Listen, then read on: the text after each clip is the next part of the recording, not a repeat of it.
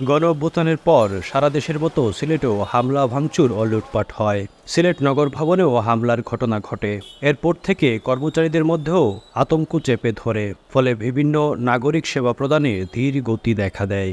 এই সংকট থেকে শিগগিরই সিলেট সিটি কর্পোরেশন বের হয়ে আসবে বলে জানিয়েছেন প্রধান নির্বাহী কর্মকর্তা ইফতেখার আহমেদ চৌধুরী। 5 তারিখে একটা ছাত্র অভ্যুত্থানের পরে আমাদের এই যে কার্যক্রম সাময়িক 2-1 দিন বন্ধ ছিল। আমাদের অফিসে বেশ কিছু ভাঙচুর হয়েছে। ভাঙচুরের পর কারণে আমরা স্বাভাবিক কাজকর্ম করতে পারিনি। কিছুটা নিরাপত্তার কারণেও আমাদের স্টাফরা ওইভাবে কাজে আসেনি। পরবর্তীতে সরকারের অন্তর্বর্তীকালীন সরকারের নির্দেশনার প্রেক্ষিতে আমরা কিন্তু তাৎক্ষণিকভাবে কাজে যোগদান করছি। এই ক্ষেত্রে আমাদের সাবেক মেয়র সহ প্রত্যেকে আমাদেরকে সহায়তা করেছেন এবং তারা অবৈধ দেওয়াতে আমাদের স্টাফরা আমাদের রাস্তায় দেখেন আমাদের পরিচ্ছন্ন কার্যক্রম, আমাদের জন্ম নিবন্ধন কার্যক্রম সহ সমস্ত কার্যক্রম কিন্তু এখন চালু আছে। দু একটা ক্ষেত্রে হয়তো দু একটা ওয়ার্ডে আমাদের সমস্যা হচ্ছে, সেই ওয়ার্ডের সমস্যাগুলো আমরা বলেছি যদি মনে করে যে ওই জায়গায় সমস্যা হয় তাহলে আমাদের এই নগর ভবনে আসলে আমরা এই বিষয়গুলো সমাধান করে দেওয়ার চেষ্টা করব। আর আমাদের মেয়র মহোদয়ের যে বিষয়টা এসেছে সেটা হলো যে উনি শহরেই আছেন, একটু নিরাপত্তার জন্য একটু ইয়েতে আছেন, বাট আমাদের ছোটোখাটো স্বাভাবিক কাজকর্ম আমরা চালিয়ে যাচ্ছি ওনার নির্দেশনার প্রেক্ষিতে। আর হয়তো সহসা উনি আসলে এই আমাদের যে অনেকের যে এই প্ল্যান পাস বা অন্যান্য বিষয়ের যে স্বাক্ষরের যে সমস্যাগুলো এগুলো হয়তো সমাধান হয়ে যাবে। আমরা এটাও প্রত্যাশা করছি যে উনি শীঘ্রই চলে আসবেন এবং এসে আমাদের এই যে নগর ভবনের যে স্বাভাবিক কার্যক্রম সেটা উনি তার মতো করে পরিচালনা করবেন এবং আমাদের প্রত্যেক কর্মকর্তা কর্মচারী স্ব অবস্থান থেকে এখন জনগণের সেবা দিয়ে যাচ্ছে।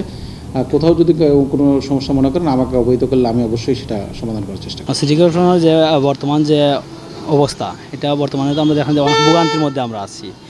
মেয়র নাই হিসাবে মনে হয় অনেক সময় দেখা যায় যে বাধা পরিষ্কার না বা লাইট অনেক সময় জ্বালাইল থাকে। হ্যাঁ, তো এগুলো অবশ্যই আমরা আশা করি খুব শীঘ্রই একটা সমাধান হইব।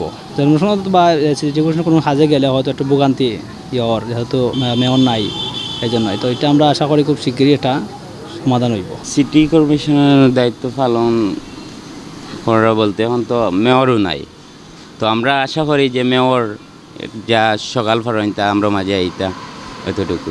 আন্দোলনের পরতনে যেগুলো করা হয়েছে এগুলো টোটালি স্টুডেন্টের পক্ষ থেকে, কোনো রাজনৈতিক দলের পক্ষ থেকেও না, সিটি কর্পোরেশনের পক্ষ থেকেও না, টোটালি সিটি কর্পোরেশনের কোনো অবদান নাই। এগুলো আমরা ছাত্ররা যারা আসলাম তারা পরিষ্কার করছি, স্টিল এখনও করতে আসি।